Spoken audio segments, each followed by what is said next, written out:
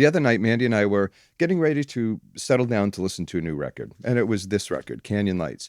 They're a great band out of New England.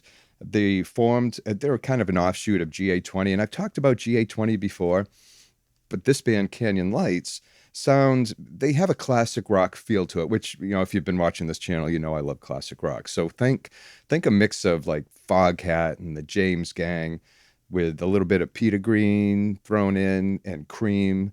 They're a power trio, and they're an excellent band.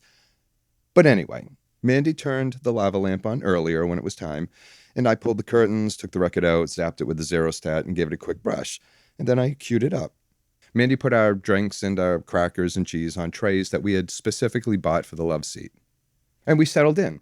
And it's really the same routine that we follow every time we settle in to listen to records. And when you stop to think about it, in an age where every song, every album that you want to listen to is available at the tap of a screen, what Mandy and I do is illogical in a sense. All this preparation just to listen to 40 to 45 minutes of music is kind of inconvenient. I mean, it takes effort, but we do it and we love it. And I want to focus on that today. Not the gear, not the pressings, but the why. Why this whole process, this whole ritual feels good. And there's actually a deeper meaning to all of this. When listening to a record, there's a series of actions we go through. And I once heard it called choreography of engagement. And I like that term, I really do. Part of that choreography is cleaning a record even before listening to it. We want to remove, any bit of dust or residue that could get in the way of the sound. We want a pure audio signal. Whether you're using a vacuum machine to clean the record or just a simple brush and some solution, you're essentially, preparing a space for the music to happen, one that's free from distractions. And then there's also the way that we handle the record itself. We're careful not to smudge fingerprints all over the surface, get dirt on it or oils from your fingers. And we're taught to handle it by the edges and by the label. It's functional, sure, but it keeps the record clean, and it forces you to be careful, to be intentional. And also, there's the album art itself. I mean, how many times have you listened to music and looked at the album art or took out the liner notes to read the lyrics or just look at the pictures? There's a whole experience to sitting down to listen to an entire album. Now, I've already mentioned the zero stat and the brush and, cueing the Tonearm. There's that little bit of silence as you hover the stylus over the edge of the record. You lower it, and then you hear it, that teeny or sometimes more prominent little crackle before the stylus slips into the groove and the music begins. And when side A is finished, you have to get up, go over to the turntable, and flip it over. It's like an intermission. There's a pause. But this is all just the what. What about the why? Why do we do it? Why does this deliberate, slightly inconvenient process feel so meaningful? I stumbled across an article the other day that compared our ritual to listening to vinyl records to a centuries-old tradition, the Japanese tea ceremony. And the more I dove into it, the more I read about it, I realized they come from the same human impulse. It's something called the rituals of presence. There's mindfulness in slowing down and just appreciating the ritual of listening to a record, just as in the ritual of the tea ceremony. Now, I'm going to use a couple of Japanese terms, and please forgive me if I get them wrong. If you speak Japanese, just bear with me. I'm going to do my best. The first one I want to talk about is an aesthetic called Wabi-sabi. It's about finding beauty in the imperfect, or authenticity over flawlessness. And what are vinyl records? Well, they're imperfect. Now stick with me for a bit. Look at the tea bowls that are used in the ceremony. They aren't perfect. They have imperfections, and those imperfections are part of the experience. They might be irregular in how they're shaped, or they might have signs of age.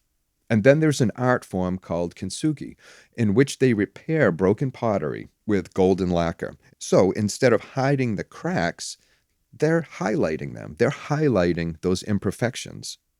Now think about what we call analog warmth. And I talked about it in a video recently. The sound is imperfect. The record itself, the actual medium, is imperfect. From a purely technical standpoint, there are flaws. And those little imperfections are what makes it feel authentic. The pops and maybe some of the surface noise we hear are like those golden seams that we see on the bowl in the tea ceremony, or the bowl that's used to hold the tea, just like the imperfect record that holds the music. It's authentic. It's flawed. And the second idea goes a little bit deeper. It's called Ichigo-ichie. It's one time, one meeting. It's the philosophy that every encounter, every meeting is unique. It can never be replicated. So it should be treasured. In a tea ceremony, it means that even with the same people and the exact same tools, it's a once in a lifetime experience. Just like when Mandy and I sit down to enjoy a record, the same people, the same tools. And when you think about it, a digital file sounds perfect. It sounds the same every time. When you listen to a vinyl record, there's imperfections everywhere. There's a speck of dust can affect the sound. The change in temperature in a room can affect the sound. And also just the wear of the stylus and the wear of the groove. That means that every listening session is one time, one meeting.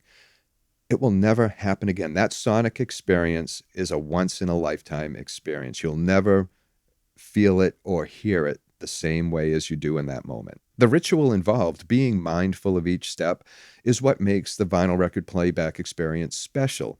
And this is really what the goal is in all of this. And there's a Japanese word for this, and again, forgive me if I get this wrong. It's called jaku, and that means tranquility. It's a state of peace that comes from engaging in a practice with harmony and respect. It's an intentional, meditative experience that calms the mind. It forces us to slow down and to focus on the moment and to leave the noise of daily life behind.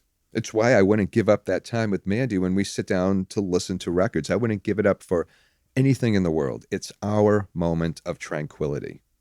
And for the most part, I'm doing or performing the same ritual that I've been doing for about 40 years now in listening to records. And there's comfort in that.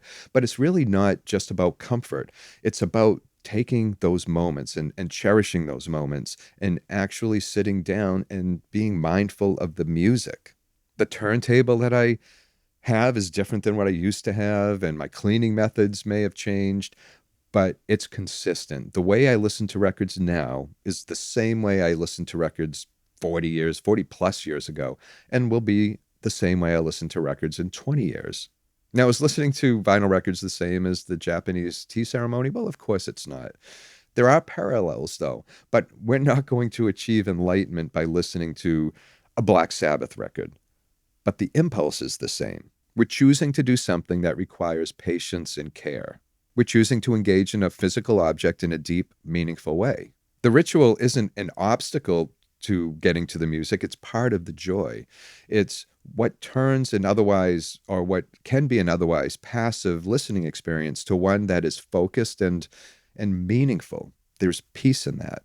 And really, that's about it. And I know that this was slightly different way to talk about the joy of vinyl this week, but I'd love to hear your thoughts. Do you see ritual in how you engage with records? And if so, place your comments below. Like and subscribe if you enjoyed the content. And also, I'll put a link in the description to the newsletter. You probably saw a banner pop up during this video. It comes out weekly, and I talk about things like this, things that are sometimes on a more personal level. So thank you so much for watching. And until next time, take care of yourself, enjoy your records, and I'll see you soon.